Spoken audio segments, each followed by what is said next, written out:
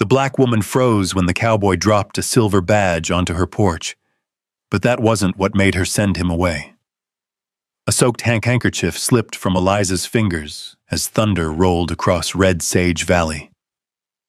Rain hammered the porch roof. The cowboy stood motionless in the mud, water running from the brim of his hat. Then the silver badge hit the wooden boards with a sharp clang.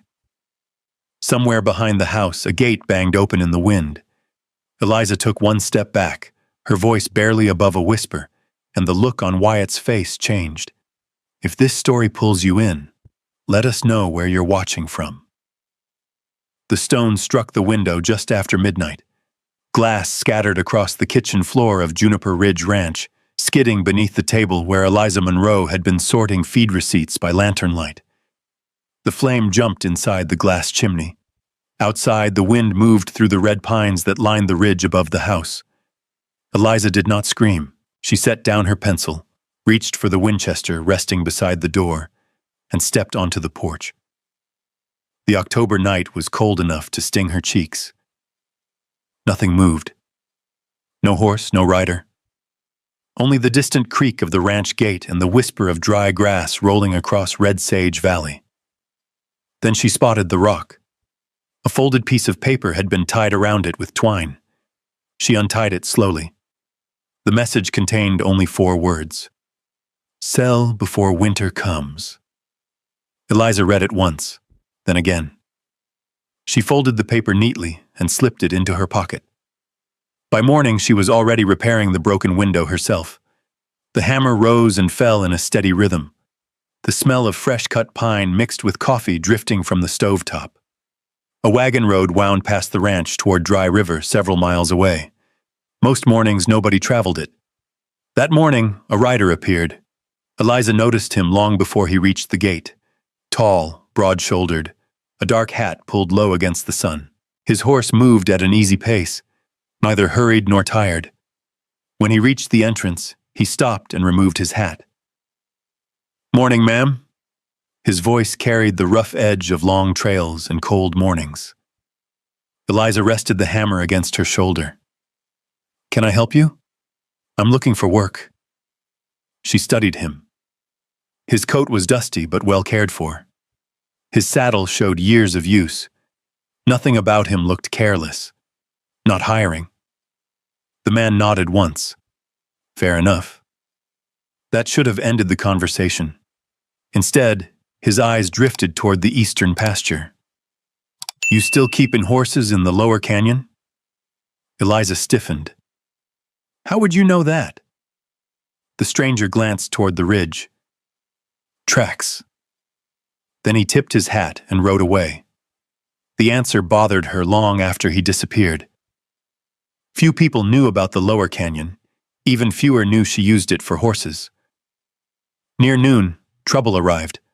One of her mares had wandered too close to a narrow rock cut below the ridge. By the time Eliza reached her, the animal had slipped between 2 stone shelves and was trapped. The mare kicked wildly. Dust filled the air. Eliza grabbed a rope and tried pulling. Nothing moved. A shadow crossed the ground behind her. She turned. The cowboy had returned.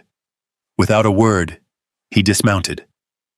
Together they worked the rope beneath the horse's chest. The man stayed calm while the frightened mare fought every movement. Easy, girl, he murmured. One final pull.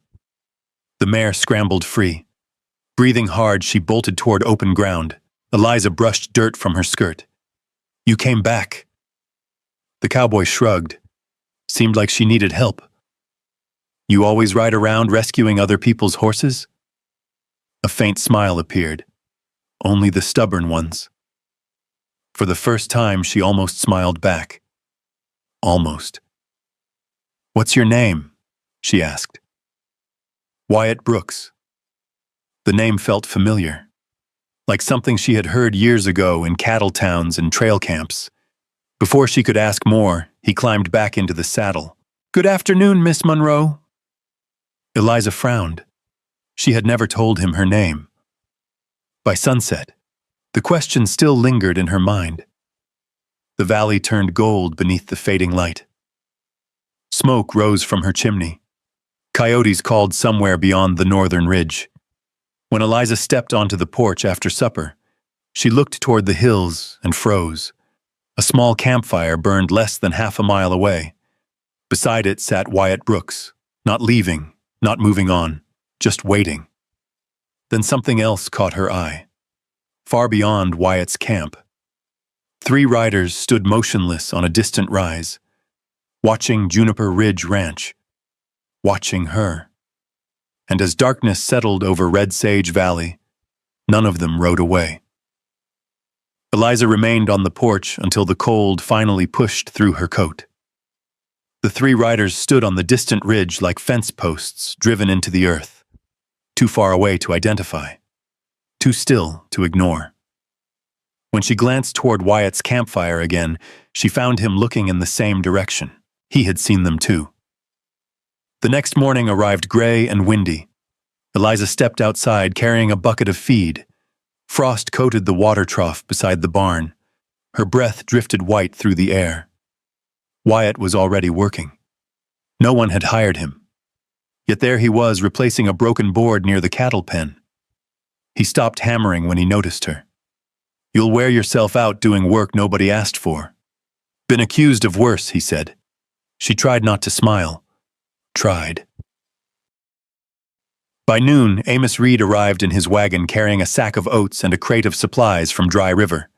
The old man climbed down slowly, rubbing his knees. "Who's the stranger?" "Wyatt Brooks."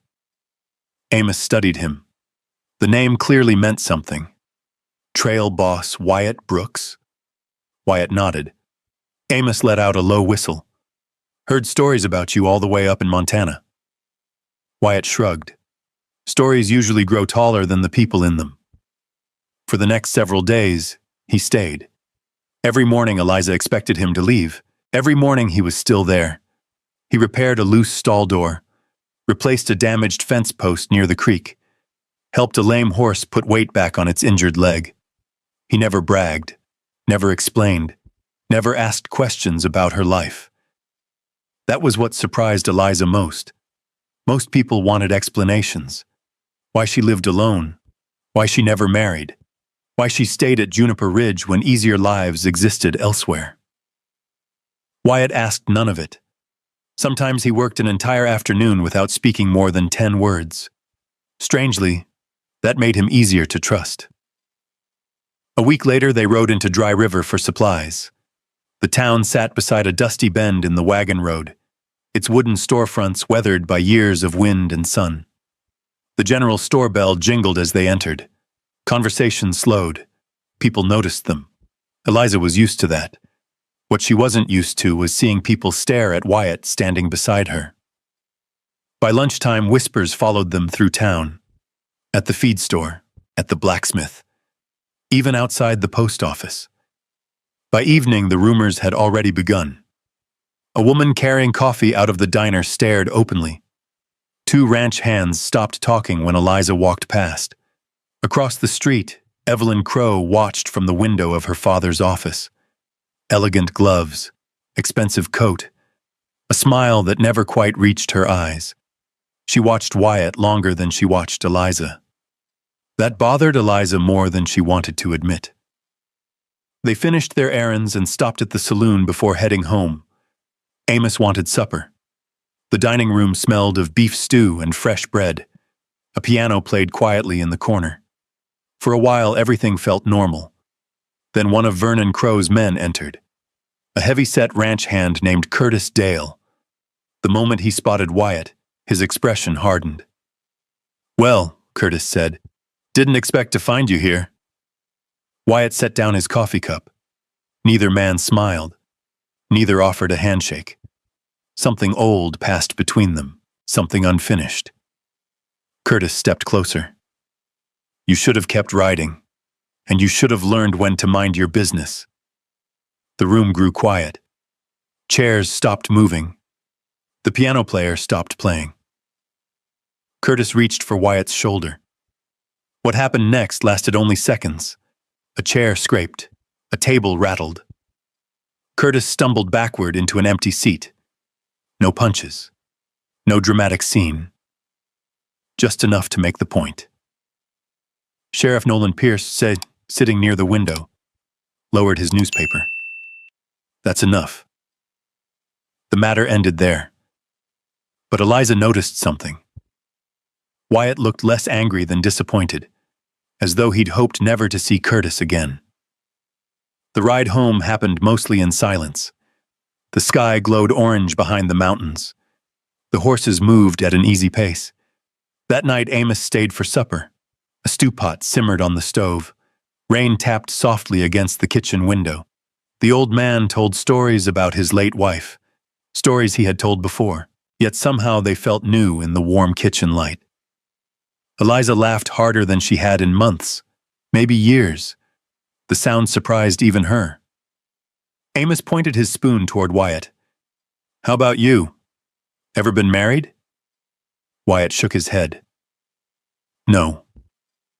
Amos turned toward Eliza. And you? The answer escaped before she could stop it. I've never been kissed. Silence settled over the room. Even the rain seemed quieter. Eliza stared into her coffee. The words hung there awkwardly. She expected pity, embarrassment, a joke. Wyatt simply lowered his eyes toward his cup. He turned it slowly between his hands. Then he asked Amos about a cattle drive near Sheridan. Just like that. The conversation moved on. No laughter, no sympathy, no judgment. Hours later, lying awake beneath a patchwork quilt, Eliza found herself thinking about that small act of kindness. Strangely, it mattered. The next afternoon, she rode into Dry River alone to deliver a receipt book to the feed supplier. As she passed the train depot, movement caught her eye. Vernon Crow stood beside a freight car. A stranger waited near the loading platform. The two men exchanged a folded envelope.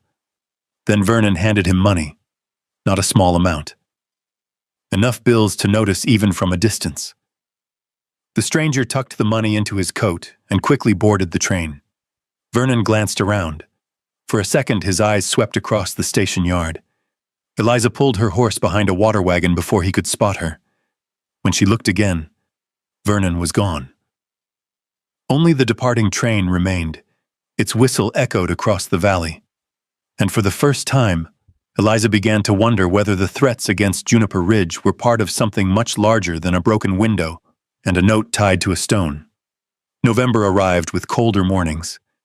Thin ice appeared along the edges of the creek before sunrise. The grass turned pale silver beneath the frost. Smoke rose from ranch chimneys across Red Sage Valley and drifted low between the hills. Life at Juniper Ridge settled into a rhythm. Wyatt stayed. Some mornings Eliza found him repairing something before she even noticed it was broken. Other days he disappeared before dawn to check distant fence lines and returned carrying tools over one shoulder.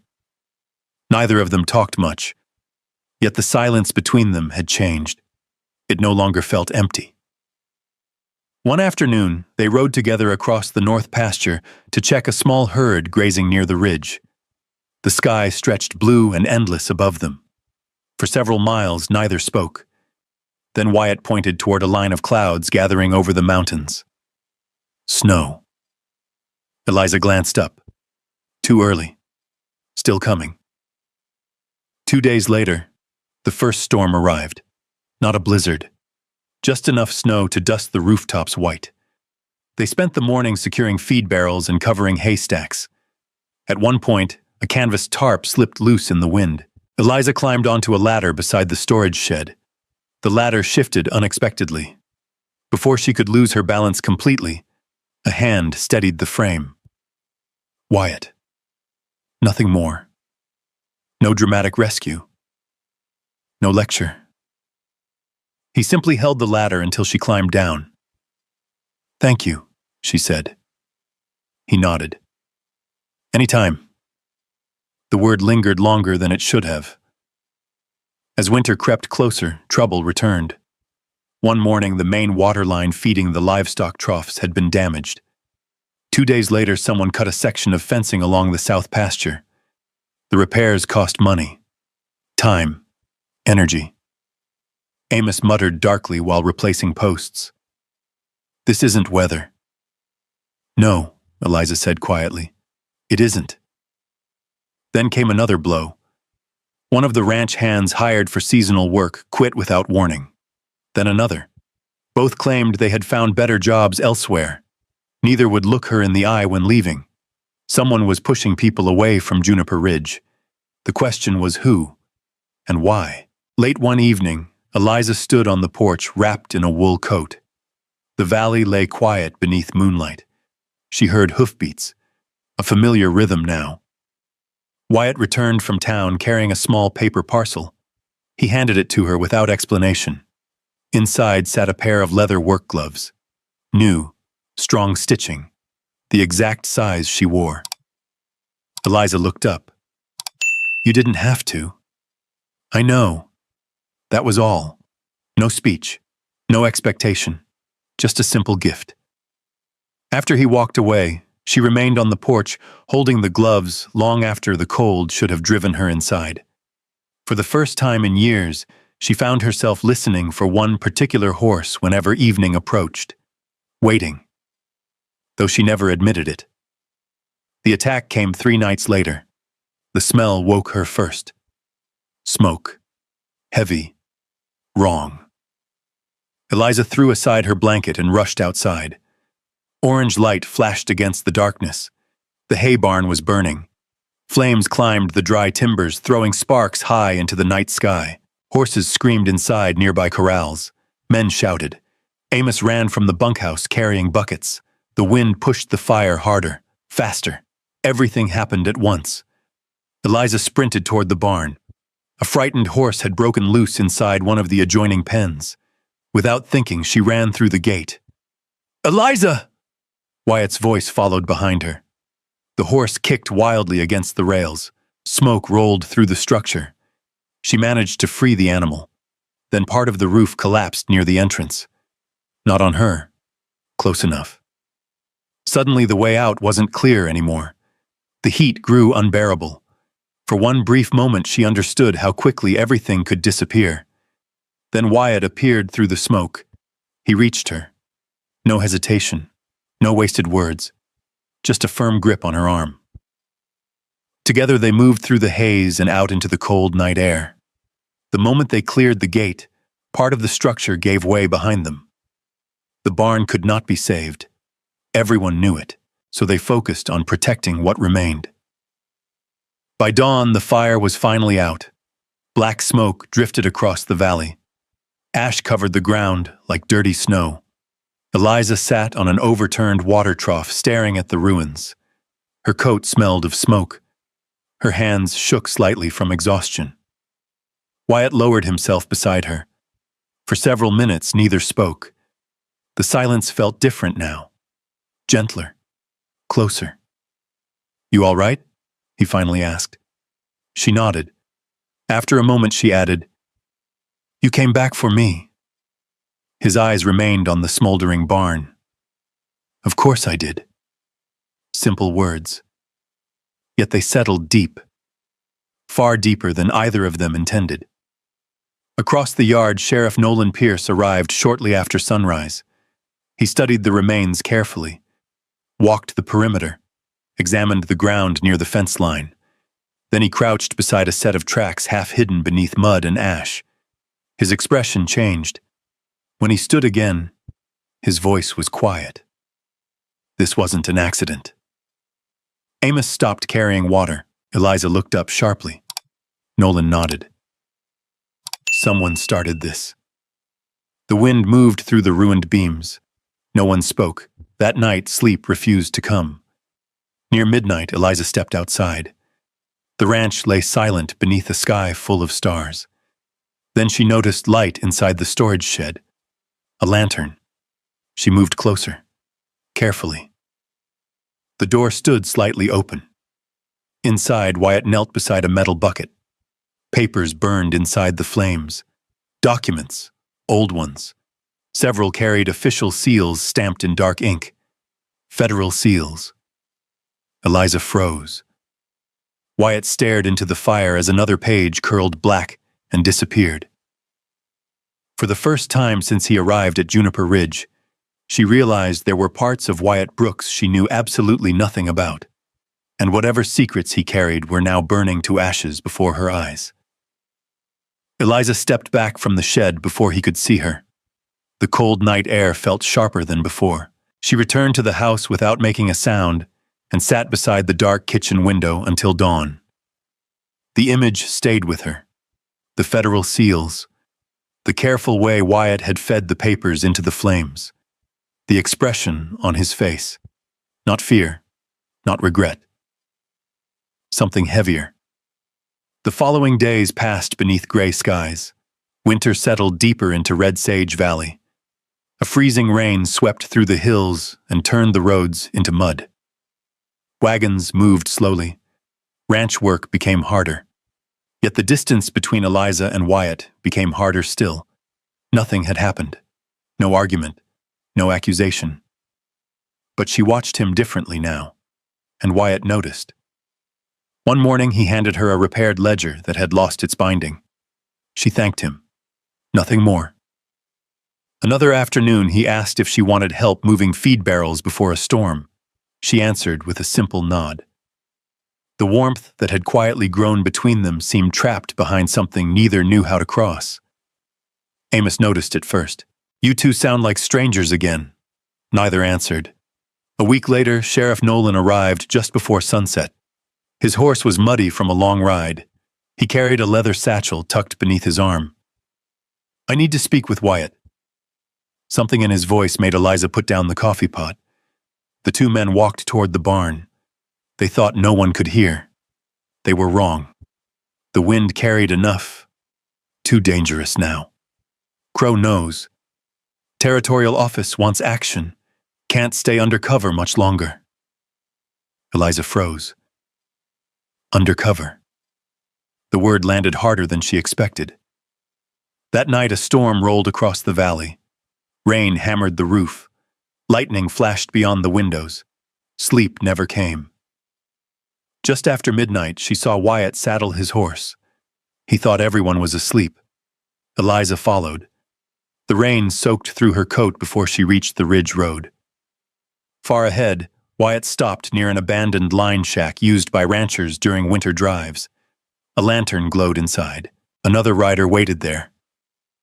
Nolan. The sheriff handed Wyatt a packet of papers. When lightning split the sky, the documents became visible for a brief second. Official seals. Government seals.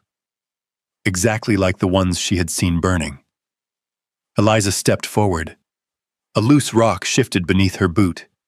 Both men turned instantly. Silence followed. Rain poured from the roof. Wyatt's face changed. Not because she was there, because he knew she had finally seen enough. Eliza looked from him to the sheriff. "Tell me." Neither man spoke. "Tell me the truth." The rain filled the silence. Finally, Wyatt removed his hat. "I'm not just a cowboy." The words felt smaller than the truth that followed. He explained everything. The territorial government. The investigation. The complaints against Vernon Crow. The missing deeds. The threats against landowners. The money moving through Dry River. The reason he came to Red Sage Valley months before ever meeting her. Every sentence stripped away another piece of what she thought she knew. When he finished, only rain remained. Eliza stared at him. The man who had fixed her fences. The man who had carried feed beside her. The man who had bought her work gloves. The man who had pulled her from a burning barn. And now suddenly he was someone else. Or perhaps he had always been someone else. "You knew who I was before we met." Wyatt nodded. "Yes." "You knew about Juniper Ridge." "Yes." The answer hurt more than any lie could, because it was calm, honest. Too late. She laughed once, a quiet sound without joy. "I finally trusted someone." The rain streamed from the brim of her hat, and he arrived carrying another name. Neither Wyatt nor Nolan interrupted. There was nothing to defend, nothing to explain away. The truth had already done its work. Eliza reached into her coat pocket. For a moment, Wyatt recognized the folded cloth before she even opened her hand. The handkerchief. Months earlier, he had wrapped it around her injured palm after she split her skin repairing fence wire. She held it out. Rain dripped from its edges. His hand hesitated before taking it. That hesitation hurt almost as much as the gesture itself. "Eliza." She shook her head. No. Not angry. Not loud. Simply finished. The storm swallowed the rest. By morning, Wyatt Brooks was gone. His bunk stood empty. His horse was gone from the stable. The coffee cup he always used sat upside down beside the wash basin. Nothing else remained. Days passed. Then Sheriff Nolan returned. This time carrying news far worse than anyone expected. Years earlier, the man who had left Juniper Ridge Ranch to Eliza had not simply died from bad luck and failing health. Evidence had surfaced. Witness statements, property records, financial transfers hidden inside freight company accounts. Vernon Crow had spent years forcing landowners from the valley, and the man who entrusted Juniper Ridge to Eliza had stood directly in his way. The ranch had never been chosen by accident. It had been targeted for years. Eliza listened without speaking. Outside, snow drifted across the pasture fences. Inside, the fire crackled softly in the stove. Everything suddenly connected. The threats, the sabotage, the fire, the pressure to sell.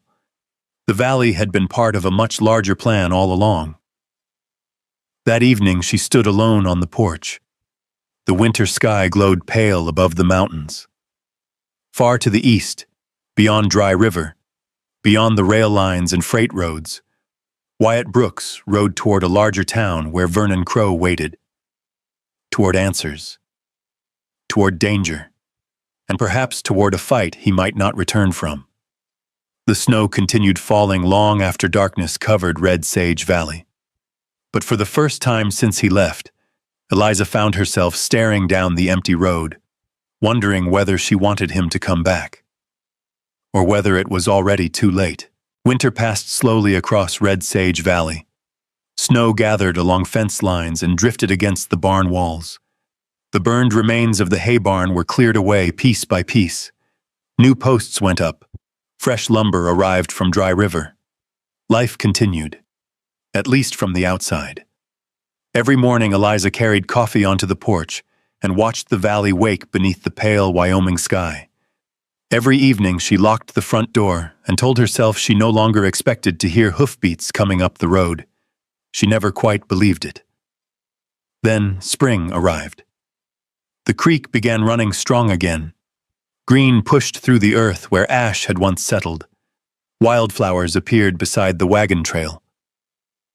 One bright morning, Sheriff Nolan rode into the yard carrying news. Vernon Crow had been arrested. The investigation was over. Property records had been recovered. Witnesses had come forward. Freight company ledgers connected everything. Years of fraud finally stood exposed. Juniper Ridge Ranch belonged to Eliza beyond question. No one would force her from it. The valley celebrated. Dry River held a gathering outside the church. People talked about new beginnings, new businesses, new opportunities. Eliza listened politely, but one question remained untouched. "Where's Wyatt?" Nolan removed his hat.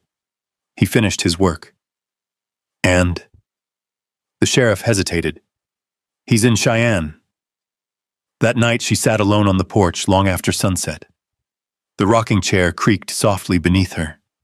The same chair Wyatt had repaired months ago. The same porch where she had first watched him ride through the gate. Amos stepped outside carrying 2 cups of coffee. He handed one to her. Neither spoke for a while. Finally, the old man cleared his throat. "Some folks leave because they want to." Eliza looked toward the dark valley. And some? They leave because they think staying would only make things harder. She stared into her cup. The coffee had already gone cold. 3 days later, she saddled her horse before dawn. She left instructions for Amos, packed a small bag, then headed east. The ride to Cheyenne took time. Dusty roads, rail crossings, roadside boarding houses, long stretches of silence beneath enormous skies. For most of the journey, she wondered what she would say if she found him. Nothing sounded right. By the time she reached town, afternoon sunlight reflected from train windows and storefront glass. Cheyenne bustled with wagons, travelers, railroad workers, and cattle buyers. She found him at the depot, standing beside a train. A leather bag rested near his boots. The train whistle sounded once. Passengers began boarding. Wyatt looked older somehow, more tired, as if the months at Juniper Ridge had followed him there. Then he saw her. For a moment neither moved, neither smiled, neither trusted the moment enough to believe it. Eliza crossed the platform slowly. Wyatt removed his hat. Eliza. Her name sounded exactly the way she remembered. He glanced toward the train. It leaves in 15 minutes. She nodded. I know. Silence settled between them. Not uncomfortable. Just honest. The kind that comes when too much has happened for easy words. Wyatt looked down briefly. I figured you wouldn't want to see me again. She studied him. The same man who fixed fences before sunrise.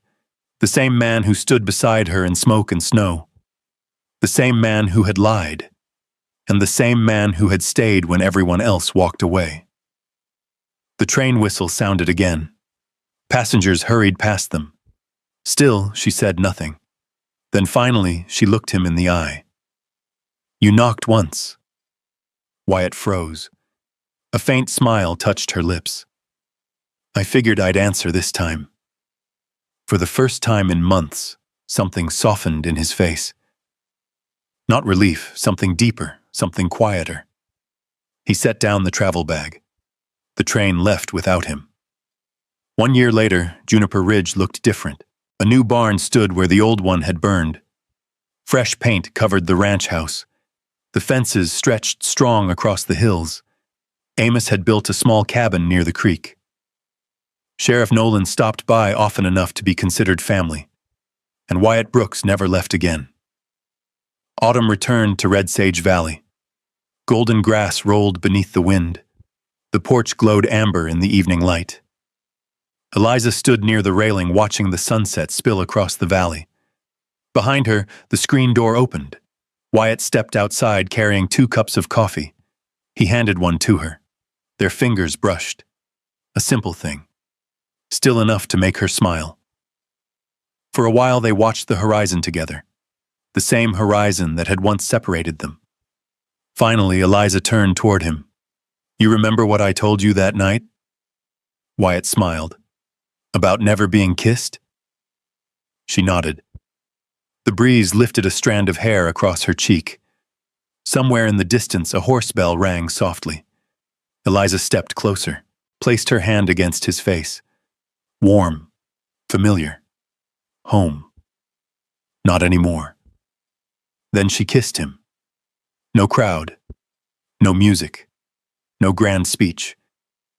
Only the sound of wind moving through the grass, the fading light of a Wyoming sunset, and 2 people standing on the same porch where everything had begun.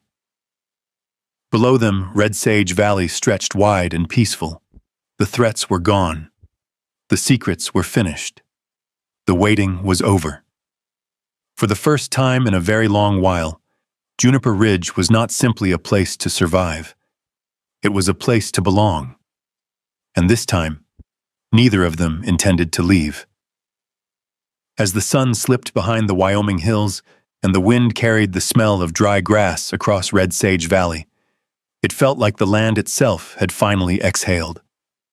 Not because every wound had disappeared, not because the past had been erased, but because 2 people who had spent so much of their lives standing alone had finally found someone willing to stay. And maybe that's the part that lingers long after the story ends. If you place yourself where Eliza once stood, on that porch, watching an empty road, wondering whether trust was worth the risk, you might understand how difficult it is to open your heart after disappointment. How easy it is to believe that independence is safer than hope. Yet sometimes healing doesn't arrive with grand promises. Sometimes it arrives quietly. A hand repairing a broken fence. A cup of coffee left waiting on a cold morning. A person who chooses to remain when leaving would be easier. Perhaps that's what this story was really about. Not rescue, not destiny, but the courage to give someone a second chance, and the courage to accept one yourself. If this story stayed with you, leave a simple comment below and tell us what moment touched your heart the most. And if you enjoy stories about steadfast love, quiet strength, second chances, and the people who find their way home against all odds, we hope you'll join us again. There are many more trails ahead, many more lives to discover, and many more stories waiting just beyond the next